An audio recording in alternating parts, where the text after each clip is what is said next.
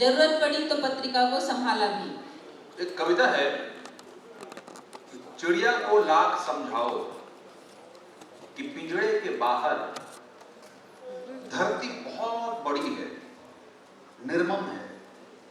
वहां हवा में उन्हें अपने जिस्म की गंध तक नहीं मिलेगी।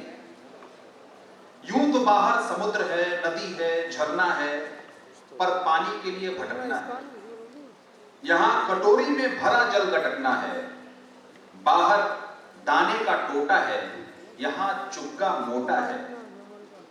बाहर बहेड़िए का डर है, यहां निर्द्वंद कंठ स्वर है।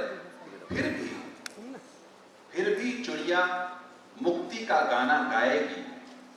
मारे जाने की आशंका से भरे होने पर भी पिंजरे में जितना अंग निकाल सकेगी निकालेगी, हर्षों जोर लगाएगी और पिंजड़ा टूट जाने या खुल जाने पर उड़ जाएगी।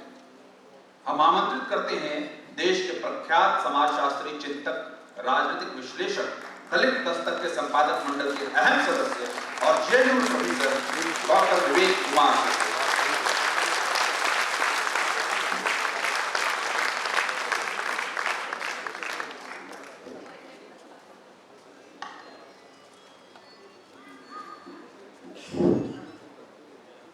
करुणा के सागर भगवान गौतम बुद्ध, श्रवण संस्कृति के वाहक, जीवक, चारवाक, बौद्ध धर्म को देश में ही नहीं विदेश में प्रचारित करने वाले सम्राट अशोक, निर्गुण मुक्ति मार्ग के संत शिरोमणि रविदास महाराज, कबीर, दादू, चोखा मेला, आधुनिक भारत में सामाजिक क्रांति के अग्रदूत ज्योतिबा फूले, मुस्लिम समाज को आधुनिक शिक्षा का पाठ पढ़ाने वाले सर सैयद अहमद खां, दक्षिण में मूल निवासियों की आवाज बुलंद करने वाले नारायण गुरु, आरक्षण के जनक साहूजी महाराज, आत्मसम्मान के आंदोलन के प्रणेता ईवी रामास्वामी नायकर पेरियार, विश्व विभूति राष्ट्र माता बोधिसत्व बाबा साहेब डॉक्टर भीमराव अंबेडकर, बहुजन आंदोलन के संस्थापक, बहुजन समाज पार्टी के संस्थापक मान्यवर काशीराम, सुदूर पहाड़ों में मूल निवासियों की आवाज बुलंद करने वाले बिरसा मुंडा, भारत की पहली महिला बहुजन शिक्षिका माता सावित्रीबाई फूले, फूले दंपति को आश्रय देने वाले फातिमा शेख, पहली दलित सेनानी उदा देवी पासी, पहली दलित महिला सेनानी बलिदानी झलकारी बाई कोरी, बाबा साहेब को बल देने वाली रमाबाई और बहुजन आंदोलन की वर्तमान में कमान संभाले हुए बहन मायावती। साथियों, इन सबको नमन करते हुए आज के मुख्य अतिथि माननीय आनंद जी, आनंद श्री कृष्ण जी और बौद्ध संस्कृति के नवीन युग की स्थापना करने वाले जो बुद्धिस्ट यूथ फॉर इंडिया वो रहा है, मैं आप जिनको वो अपने आप को बूढ़ा कह रहे थे, बौद्ध जी और बहुजन आंदोलन में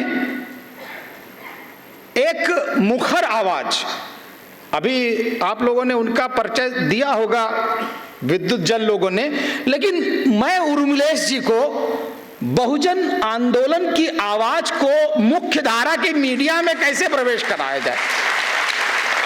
मीडिया मंथन में अक्सर यह कार्यक्रम देखा होगा आपने, और उन्होंने मुझे कम से कम दलित चिंतक के रूप में इंट्रोड्यूस नहीं किया, इसके लिए भी मैं बधाई देना चाहता हूं साथियों। और आज दलित दस्तक के संपादक श्री अशोक दास जी और इस संभ्रांत सभागार में बैठे हुए बहुजन समाज के और अन्य समाज के सभी लोगों का खैर मकदम करते हुए मैं 2-3 बातें करूंगा, क्योंकि आपका कार्यक्रम 3 बजे से चल रहा है, आप 2 बजे आ गए थे, तो 4 घंटे का समय हो गया है। इसलिए ज़्यादा समय नहीं लेते हुए मैं कुछ बातें जरूर रखना चाहूँगा कि वास्तविकता में दलित दस्तक जो आज यहाँ पर खड़ी हुई है, उसके पीछे की विचारधारा, उसके पीछे की मंशा क्या है, और क्या भविष्य में ये विचारधारा और ये मंशा कायम रहेगी कि नहीं। मैं क्योंकि शुरुआत से जुड़ा हुआ हूं, और अभी आपने देखा होगा कि ये एक व्यक्ति का कमाल नहीं है। यहां पर बैठे हुए जो समाज के लोग हैं, बहुजन समाज के लोग हैं, ये उनका कमाल है कि दलित दस्तक इस रूप में दिखाई पड़ रहा है साथियों। तो इसलिए मैं पूरे समाज को, समाज में एक एक लोग जो बैठे हुए हैं, उनको साधुवाद करना चाहूंगा, उनको सलूट करना चाहूंगा, उनके जज्बे को सलाम करना चाहूंगा कि उन्होंने दलित दस्तक को जीवित रखा। जीतती टीम जरूर है और कैप्टन का नाम होता है, लेकिन उस कैप्टन को यह भान है कि हमारी टीम बड़ी हो रही है और इसलिए संभल के खेलना होगा, क्योंकि टीम जब बड़ी होती है तो उसको संभालना भी उतना ही मुश्किल होता है साथियों। अभी तक मुझे लगता है, जैसा कि वार्तालाप होती रही और दलित दस्तक के संपादक मंडल में बहुत सारे लोग जिनसे मंत्रणा होती रही, जिनसे बात होती रही और जिनसे विचारधारा निर्धारित होती रही, मैं सोचता हूं दलित दस्तक उस आंदोलन का नाम है। ये हमें जान लेना चाहिए। ये आप लोग समझ रहे हैं कि नहीं, दलित दस्तक अकेले चल रही है। मैं इस बात को डाउन प्ले करना चाहता हूं और अशोक दास हमारे साथ मिल करके इस बात को डाउन प्ले करना चाहते हैं कि दलित दस्तक एक व्यक्ति का कमाल है। नहीं साथियों, आई एम सॉरी, अगर आप लोग ये सोच रहे हैं तो इसको मन से निकाल दीजिए। ये बार बार हम लोग मंत्रणा करते रहते हैं कि नहीं, ये एक बालकनी, ये समाज की देन है। समाज, जिस दिन ये समाज अगर नजरें फेर लेगा, दलित दस्तक क्या कोई दस्तक कामयाब हो नहीं सकती। ये आपका कंट्रीब्यूशन है साथियों, ये आपका सहारा है, आपका भरोसा है। मैं बार बार आपको साधुवाद करना चाहता हूं, इस समाज की जनता को जो नहीं जानता था कि अशोक कौन है, विवेक कुमार कौन है, श्री कृष्णा कौन है, पूजा कौन है, कोई नहीं जानता था, लेकिन इस समाज ने हम पर भरोसा किया। मैं इसलिए उस भरोसे को सलाम करता हूं साथियों। अब मैं आता हूं कि आखिर वो कौन सी चीज है जो हमको चलाए रखती है।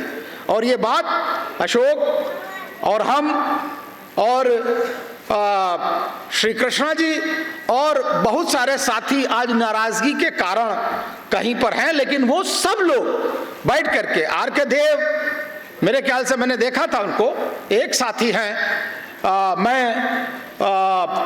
बहुत सारे लोग जो जुड़े हुए थे, स्पेशली देवमणि भारतीय और हुकुम सिंह जी। आप देखेंगे कि एक एक बात पर, विचारधारा पर हमारी बहस हुई और विचारधारा का एक छोटा सा नमूना आप देख लीजिए। आपको इसमें अगर कुछ विचारधारा दिखाई पड़ रही हो तो ये फ्रंट पेज है, दलित दस्तक का फ्रंट पेज। इसमें अगर आपको विचारधारा दिखाई पड़ रही हो तो देखिए, नहीं तो मैं बताऊं कुछ विचारधारा दिखाई पड़ रही। हम लोगों की एडिटोरियल टीम की ये डिसीजन था कि हम बहुजन समाज से दीगर किसी भी समाज के व्यक्ति की फोटो अपने फ्रंट पेज पर नहीं छापेंगे। ये किसी का भी आंदोलन हो, हम बहुजन समाज से दीगर किसी भी का आंदोलन इसमें नहीं छापेंगे। और बहुजन समाज की परिभाषा जो मान्यवर काशीराम ने दी थी शेड्यूल्ड कास्ट, शेड्यूल्ड ट्राइब और अदर बैकवर्ड क्लासेस और कन्वर्टेड माइनॉरिटीज। ये भाषा, ये परिभाषा बाकायदा सम्मिलित है इसके अंदर। तो विचारधारात्मक धरातल पर पहली बार जब पत्रिका निकलना शुरू हुई तो उसके साथ एक पुट था साथियों, नैतिकता का। नैतिकता का पुट हम लोगों ने डाला उसमें, और बाकायदा अशोक दास जी को बाकायदा कुछ लोगों ने पुरस्कृत करने की भी कोशिश करी। और अशोक दास की ये सत्यता थी कि उन्होंने कहा कि सर मुझे ये पुरस्कार लेना चाहिए क्या? तो हम लोगों ने कहा कि भाई आप देख लीजिए, अगर आप ये पुरस्कार लेंगे। वो पुरस्कार कौन दे रहा था? आज की जो सत्तायुक्त पार्टी है उसकी SC/ST सेल पुरस्कार दे रहा था कि आइए हम दलित दस्तक को पुरस्कार देते हैं, और उन्होंने मना किया। तो साथियों 5 वर्षों तक हमने ये विचारधारा के धरातल पर निर्णय लिया कि ये सेल्फ रिस्पेक्ट का आंदोलन है, ये सेल्फ रिस्पेक्ट का आंदोलन है, और इसलिए ये सेल्फ हेल्प से ही चलेगा। अगर दूसरे से सहारा लेंगे तो वो इशारा भी दे देगा, इसलिए हमें दूसरे से सहारा नहीं चाहिए। हमारा समाज इस आंदोलन को चलाएगा, और दलित दस्तक आंदोलन 5 वर्षों से लगभग अपने समाज के पैसे से, चाहे वो छोटे गरीब व्यक्ति का पैसा हो, चाहे वो धनाढ्य का पैसा हो, चाहे क्लास A ऑफिसर का पैसा हो, चाहे वो डॉक्टर का, लेकिन अपने समाज के पैसे से मैगजीन चल रही है। लोग डोनेशन लेके चलाते हैं बड़ा बड़ा, हमने डोनेशन नहीं मांगा। और इत्तेफाक ये हुआ कि जब जरूरत पड़ी एक व्यक्ति ने कहा कि ठीक है, लास्ट टाइम हमें याद है हम लोग उसमें जाना चाहते थे विश्व पुस्तक मेले में, और हमको एक स्टॉल की आवश्यकता थी और वो पैसा नहीं था।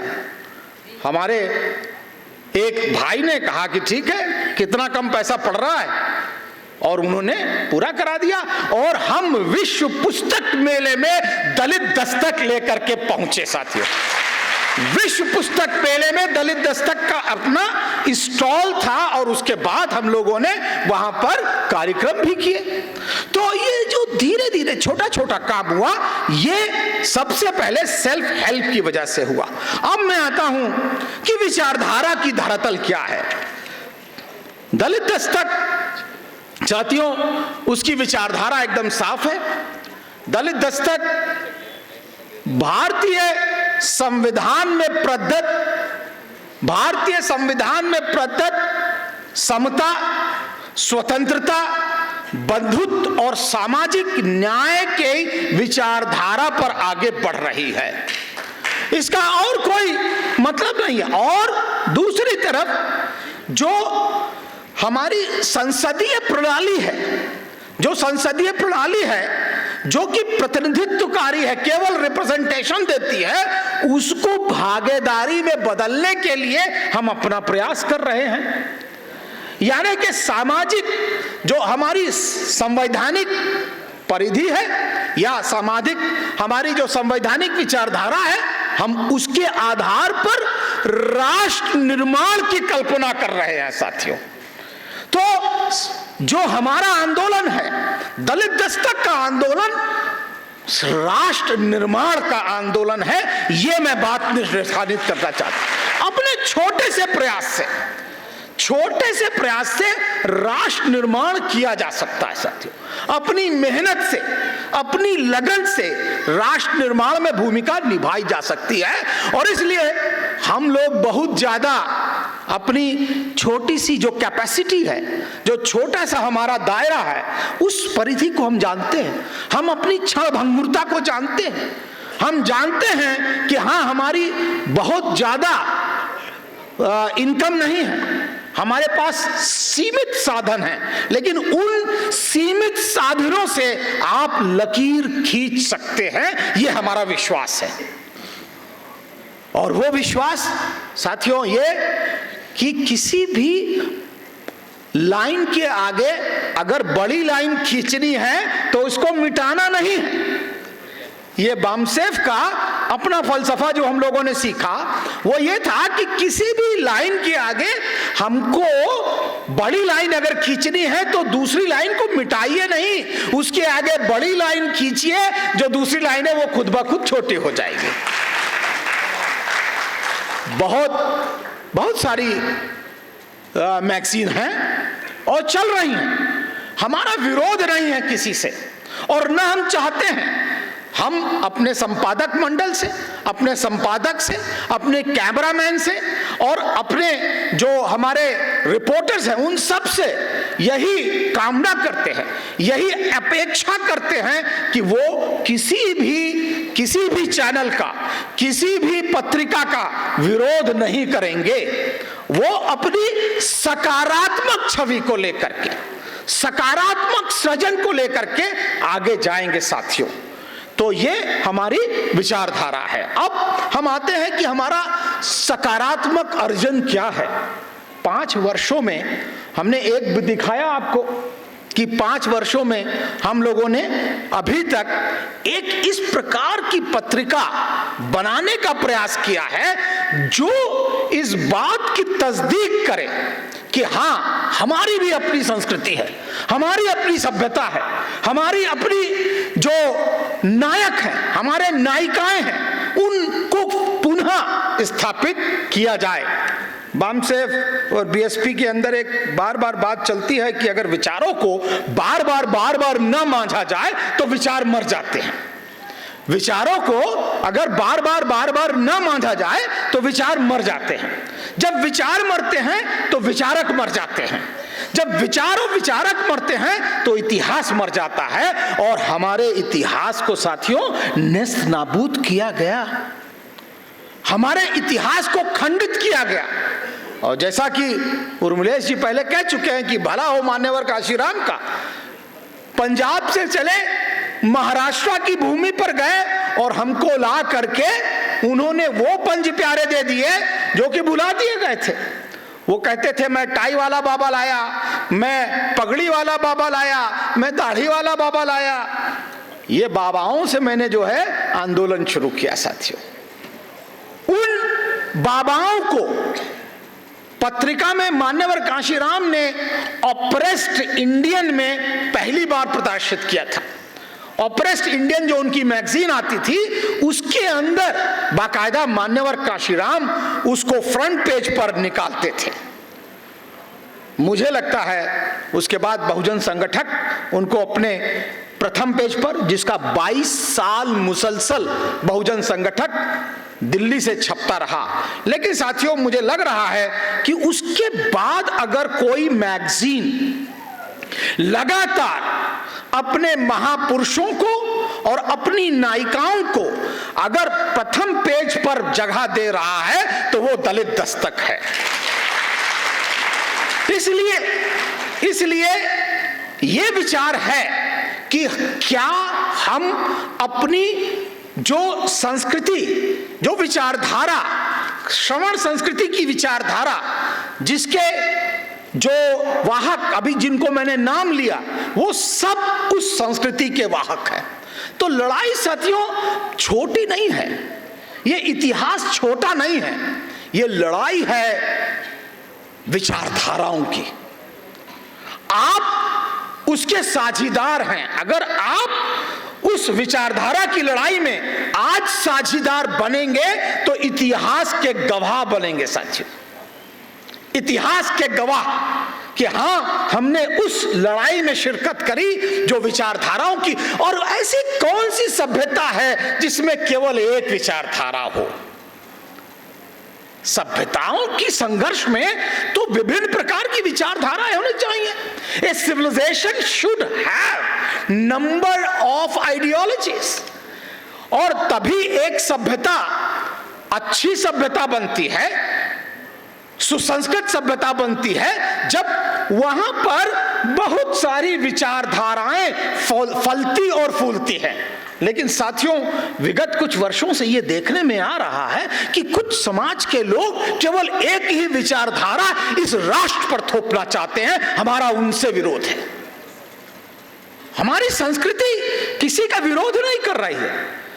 हम अपनी छोटी सी पहल से, दलित दस्तक की पहल से, अपनी विचारधारा के आधार पर एक नवीन संस्कृति का पुनर्जागरण, पुनर्सृजन करना चाहते हैं। इतनी सी मंशा, छोटी सी मंशा, किसी संस्कृति का विरोध नहीं, किसी का विरोध नहीं, केवल अपनी संस्कृति को ढूंढने का प्रश्न है। जिसको भुला दिया गया, जिसको बिसरा दिया गया, हम ढूंढना चाहते हैं। उन बिछड़े हुए जो सिरे हैं उनको जोड़ना चाहते हैं, जो टूट गए सिरे हैं उनको ढूंढना चाहते हैं साथियों। और इसलिए छोटी सी शुरुआत हम लोगों ने करी और उसका फल जब हम लोगों ने पिछली बार चौथी वर्षगांठ बनाई थी दलित दस्तक की, तो उस समय एक बात कही थी, दलित एजेंडा 2050, ये हम लोगों ने शीर्षक रखा था और इस पर बाकायदा एक सेमिनार भी किया था। 2050 दलित एजेंडा 2050। इसका मतलब क्या हुआ कि 2050 में हम दलित समाज को कहां देखना चाहते हैं, उसकी संस्कृति को कहां देखना चाहते हैं, उसके नायकों को कहां देखना चाहते हैं। यह 2050 का एजेंडा था। एक मौजू यह था कि हम 2050 तक कम से कम 50 दलित और बहुजन नायकों को स्थापित करेंगे, पुनः उनको जागृत करेंगे। 2050 तक 50 नायकों को, नायिकाओं को, उनके जीवन, उनकी जीवनी, इनको फिर से पुनर्जागृत करेंगे। और साथियों, वो पुस्तक, छोटी सी पुस्तक 50 बहुजन नायक नायिकाएं, वो पुस्तक बाजार में है। बाजार में तो नहीं, लेकिन हाँ दलित दस्तक के स्टॉल पर जरूर मिलती है। उसके बाद साथियों, हम लोगों ने जिस प्रकार की भाषा का सृजन किया है, 5 वर्षों में जिस भाषा का सृजन किया है दलित दस्तक ने, उस पर भी गौर करना चाहिए हमको। दलित दस्तक पिछले 5 वर्षों से लगातार बाबा साहेब अंबेडकर के जो संकुचित दृष्टि से देखने को चैलेंज करती रही, चुनौती देती रही। बाबा साहब अंबेडकर को लोगों ने दलित मसीहा कहा। बाबा साहब अंबेडकर को बहुत लोगों ने कहा कि नहीं तो संविधान निर्माता है। दलित दस्तक ने बाकायदा मुहिम चला करके यह बात कही, वो देख रहे हैं आप। दलित दस्तक ने यह मुहिम चलाई कि नहीं, बाबा साहब अंबेडकर केवल और केवल दलित मसीहा नहीं है, बाबा साहब अंबेडकर केवल और केवल संविधान निर्माता नहीं है, बाबा साहब राष्ट्र निर्माता हैं। यह बात पहुंच होनी चाहिए। और उसके बाद से साथियों, हमारी इस पहल के बाद, इस आंदोलन की, छोटी से आंदोलन की पहल के बाद, हजारों सेमिनार, हजारों लेख राष्ट्र निर्माता बाबा साहब अंबेडकर से छपना शुरू हो गए। इंग्लिश में बाबा साहेब द नेशन बिल्डर ये लेख लिखा। हाँ, ये बात है कि हम ही ने लिखा, लेकिन लिखा गया। और उसके बाद ये सेमिनार अंतरराष्ट्रीय स्तर पर हुआ, the nation builder, Baba Saheb the nation builder. तो साथियों, एक शब्दावली, एक भाषा शैली, जिसको इंग्लिश में कहा जाता है डिस्कोर्स, क्या कहेंगे हिंदी में सर? विमर्श। विमर्श, एक विमर्श पैदा किया। लोग टेलीविजन पर बैठे हुए थे तो एक आवाज आई कि देखिए, आरक्षण गरीबी उन्मूलन कार्यक्रम नहीं है, आरक्षण राष्ट्र निर्माण की प्रक्रिया है। तो फिर से देख लीजिए, यहीं पर कहीं लगा हुआ है, आरक्षण प्रतिनिधित्व का सवाल है। तो हमने कहा कि ये शब्दावली कहां से मिली बताइए, तो आप रेफरेंस नहीं दे रहे हैं, अपने हिसाब से बोल रहे हैं, ये रेफरेंस दीजिए। तो हाँ बोले, हाँ हाँ वो ठीक है, दलित दस्तक में ही पढ़ी थी। साथियों, जो तीसरी बात इसी शब्दावली की मैं देख रहा हूं कि जो संविधान निर्माण का प्रक्रिया थी, संविधान की निर्माण प्रक्रिया, ये देखो फिर से लगाओ, राष्ट्र निर्माण की प्रक्रिया थी, जो दलित दस्तक राष्ट्र निर्माण की प्रक्रिया का प्रारंभ था संविधान निर्माण। साथियों, जो हमारा दलित दस्तक का जो फलक है वो राष्ट्र निर्माण से आगे नहीं बढ़ता। हम बार बार ये कह रहे हैं कि ये प्रजातांत्रिक मूल्यों के आधार पर राष्ट्र निर्माण की प्रक्रिया है दलित दस्तक, इस बात को हमें बाकायदा रेखांकित करना है। मैं इसीलिए मुझे खुशी है कि 5 वर्षों में हमने छोटी सी पहल करी है। अब ये दलित शब्द, बार बार लोग कहते हैं सर ये दलित शब्द है, मेंधालकर जी ने भावेश में कहा नहीं बहुजन हो जाना चाहिए। हमारी जिद है, हमारी जिद है कि दलित को कब तक दला हुआ रखेंगे ये भी हम देखेंगे। द हिंदू कामयाब हो सकता है, द हिंदू को मुस्लिम भी पढ़ता है, क्रिश्चियन भी पढ़ता है, लेकिन वो नहीं कहता कि ये तो द हिंदू है। द हिंदू को क्रिश्चियन भी पढ़ता है, मुस्लिम भी पढ़ता है, सिख भी पढ़ता है, ईसाई भी पढ़ता है, लेकिन वो ये नहीं कहता द हिंदू है। लेकिन दलित को पढ़ने वाला बैकवर्ड ये कैसे कहता है कि ये दलित है? साथियों, ईमानदारी से पहल नहीं हुई है। 5 वर्षों तक क्या, मैगजीनें 6 महीने चलती हैं, दम तोड़ देती हैं और उसके बाद फिर उनका पता नहीं रहता। 5 साल तक मैगजीन चलाइए और उसके बाद कहिए कि दलित शब्द एक्सेप्टेबल होगा या नहीं होगा। हमने परिभाषा दी है और दलित शब्द की परिभाषा जब गढ़ी गई थी 1972 में, तो हमारे जैसे ही कुछ लोग थे जिन्होंने कहा Dalit is SC ST OBC minorities as well as women and poor people deprived in the society. जो गरीब लोग हैं वो लोग डिप्राइव कर दिए गए, इसलिए उनको दलित कहा गया। गरीब लोग भी, किसान लोग भी, शेड्यूल्ड कास्ट भी, शेड्यूल्ड ट्राइब भी, विमेन भी। और उसके बाद वो परिभाषा मान ली गई। लेकिन हम अपनी परिभाषा, जो परिभाषा बहुजन समाज की है, अगर हम वही देते हैं तो बहुजन शब्द क्या कहने से वो दलित हट जाता है। लेकिन एक सांस्कृतिक पहल हो रही है, इसको चलने दीजिए। राजनीतिक पहल हुई, वो कामयाब हो गई है और ये पहल उसको सहारा दे रहे हैं, उसको कहीं ना कहीं पुख्ता करने के लिए पहल है। ये विरोध के लिए कोई पहल नहीं है, ये तो केवल उन्हीं की बात को उन्हीं तक। अब ये बहन जी का जरा कितनी बार पोस्टर लगा, जरा देख लीजिए। हमारे ऊपर हमारे एक बहुजन लेखक ने इल्जाम लगाया दलित दस्तक तो बहुजन समाज पार्टी का भोपू है, बहुजन समाज पार्टी का भोपू है और विवेक कुमार उसके सबसे बड़े प्रवर्तक हैं। अब आप मुझे बताइए कि मैं कहां डूब जाऊं? अगर मैं अपने समाज के अधिकार के लिए नहीं बोलूंगा, मैं अगर अपनी लीडर के लिए नहीं बोलूंगा, मैं अपने अगर आंदोलन के लिए नहीं बोलूंगा, तो क्या किसी ब्राह्मण के लिए जाके बोलूंगा?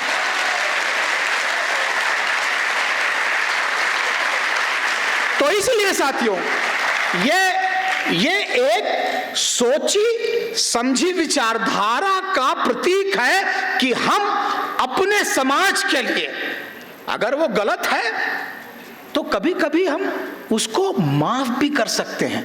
कोई जरूरी नहीं है कि सब गलती हम उसमें करते। हम एक ही दिन मंच सजाया और सब गलतियां निकाल के रखते हैं, या हम केवल क्रिटिसिज्म करते रहे। नहीं, हमारा जो सबसे बड़ा यूएसपी है कि हम अपनी पत्रिका में कटाक्ष या किसी का क्रिटिसिज्म अभी नहीं छापते साथियों, क्योंकि हम अभी समझते हैं कि आंदोलन, बहुजन आंदोलन, दलित आंदोलन अभी उस स्थिति में नहीं पहुंचा जिसमें उसकी शल्य चिकित्सा की जाए। यह हमारे संपादक मंडल का मानना है कि हम अभी क्रिटिसिज्म करने लगे कि नहीं उन्होंने ऐसा नहीं किया। मुझे लगता है अभी वो समय नहीं आया है। और हम किसी ब्राह्मणवाद की भी कटाक्ष नहीं करते, क्योंकि हमें पता है कि हमारा विपक्षी कितना बलशाली है। वो हमारे बीच न होते हुए भी घुस आता है चुपके से, वो चुपके से घुस जाता। कैसे? हम कहते हैं, ये मनुस्मृति ने ये कहा, गीता ने ये कहा, उसके बाद फिर कहते हैं उन्होंने पिघला हुआ शीशा डाल दिया, ब्राह्मण ऐसे हैं, ब्राह्मण वैसे हैं। अरे भाई, वो जैसे हो हम कैसे हैं? ये मंच हमने लगाया 45,000 रुपया इसके लिए, और सॉरी निकल गया मुंह से जो ये हमने दिया, वो जो हमने ये पैसा दिया किसके लिए दिया?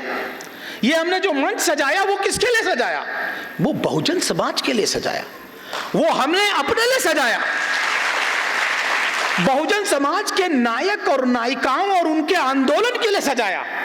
हम उनकी क्यों बात करें भाई? अगर उनको बात करना है तो वो अपनी बात करें, अपने मंच पर हमारी गाली बकें, कोई दिक्कत नहीं।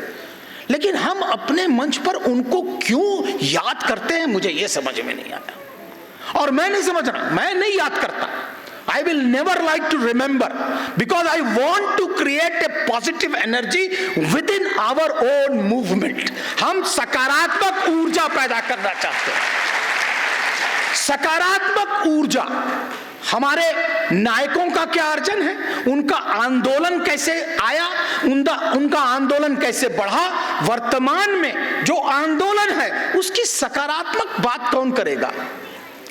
बहुत क्रिटिसिज्म हमने पढ़ा साथियों, वो ये नहीं कर रहे हैं, वो ये नहीं कर रहे हैं, वो ऐसा नहीं कर रहे हैं।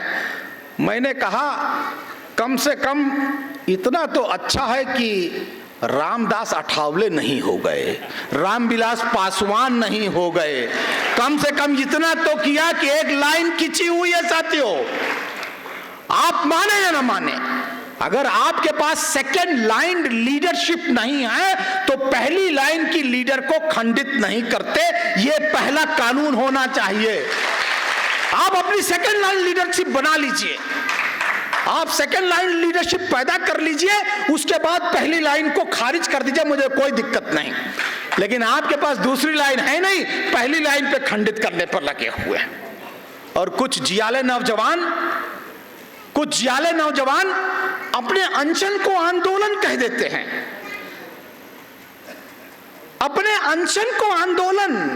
वो अनशन जो हमने रामलीला मैदान में भी देखा था, और उसमें भी कुछ नौजिवाले जवान थे जो उसको अनशन कह रहे थे, उसकी परिणति कहां पर हुई है ये देख लीजिए आप। कोई मिनिस्टर बन गया और कोई गवर्नर बन गया, वो आंदोलन कहां गया किसी को पता नहीं, वो आंदोलन था। मैं रामलीला मैदान पे अन्ना जी के आंदोलन की बात कर रहा हूं, वो आंदोलन था, लोग कह रहे थे साथियों। इसलिए बहुजन समाज को आंदोलन और अनशन में डिफरेंस करना, ये क्या अलग अलग बातें हैं, अनशन और आंदोलन क्या अलग अलग बातें हैं, इसमें डिफरेंस करना आना चाहिए। मुझे लगता है बहुजन आंदोलन को इसीलिए दलित बार बार दस्तक देती रहती है। बार बार हम लोग ये समझाते हैं, हम लोगों ने कहा कि कुछ लोग बाहर निकल के कहे नहीं हम तो जो है वो काम करने चाह रहे हैं साथियों, हम काम करेंगे, हम दिशा दिखाई देंगे। हमने कहा जब आंदोलन के अंदर में थे तब तो दिशा दिखा नहीं पाए, अब बाहर जाकर के दिशा दिखाएंगे। तो इसलिए छोटी सी कोशिश में केवल और केवल सकारात्मक आंदोलन, सकारात्मक ऊर्जा और उसके साथ सकारात्मक संस्कृति का सृजन, किसी संस्कृति का विरोध नहीं, एक समानांतर संस्कृति का सृजन, जिससे कि राष्ट्र निर्माण की एक नवीन प्रक्रिया शुरू। फूले क्या कह रहे थे? किसान का कोड़ा क्या कह रहा था? सावित्रीबाई फूले जब नाइयों की हड़ताल कराती हैं तो क्यों कराती हैं?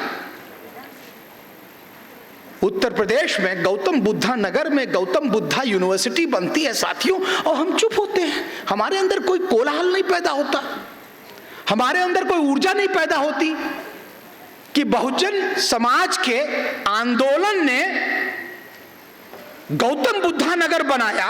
गौतम बुद्धा नगर में गौतम बुद्धा यूनिवर्सिटी के अंदर माता सावित्रीबाई फूले और ज्योतिबा फूले सभागार बनाया, और कबीर जो है यहां पर बैठे हैं कुछ वहां के ज्योतिबा गौतम बुद्धा नगर यूनिवर्सिटी के कुछ हैं बच्चे, वो लोग बताएंगे आपको कि आइकोनोग्राफी कैसे चेंज होती है, किस प्रकार एक संस्कृति के लोग उसी को बदलना चाहते हैं। कहते हैं कि नहीं, इन्हीं में अब सवर्ण समाज के लोगों की भी मूर्ति लगेगी। साथियों, अगर वो इतना बेकार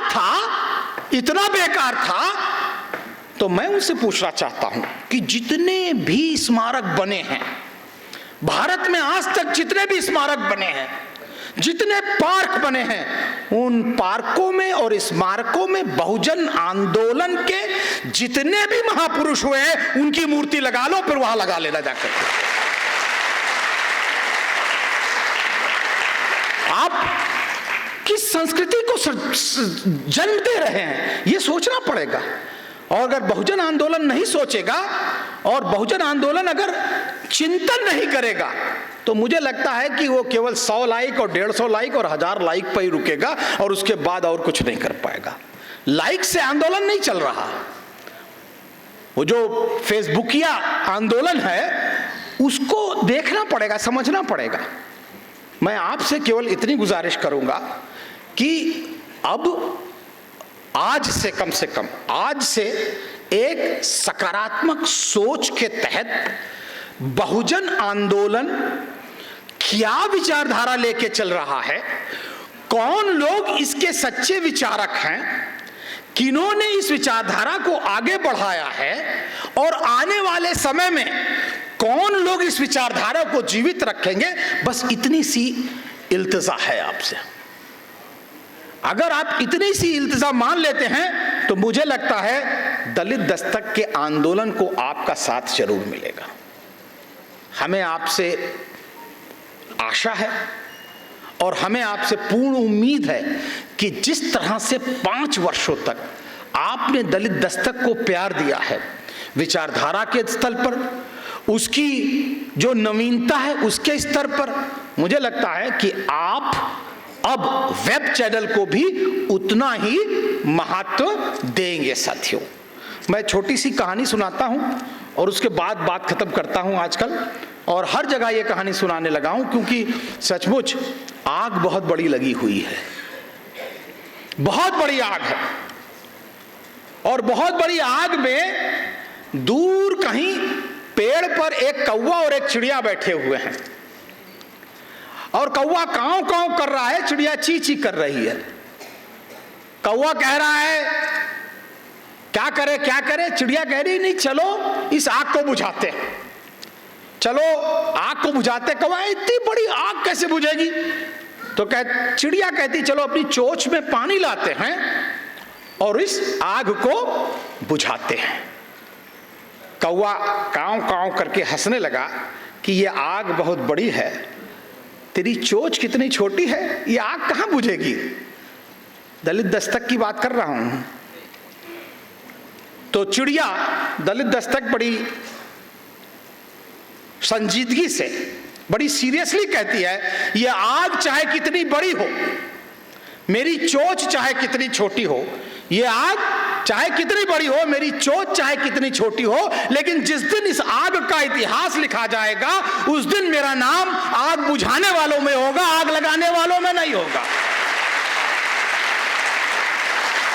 साथियों, ये जो दलित दस्तक चिड़िया है, छोटी सी चिड़िया, इसने अपनी चोंच में पानी भर लिया है और मैं यहां पर बहुत सारी छोटी छोटी चिड़िया देख रहा हूं।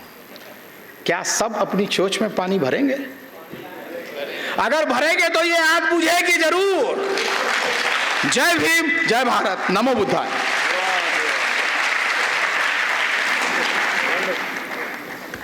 शुक्रिया विवेक सर।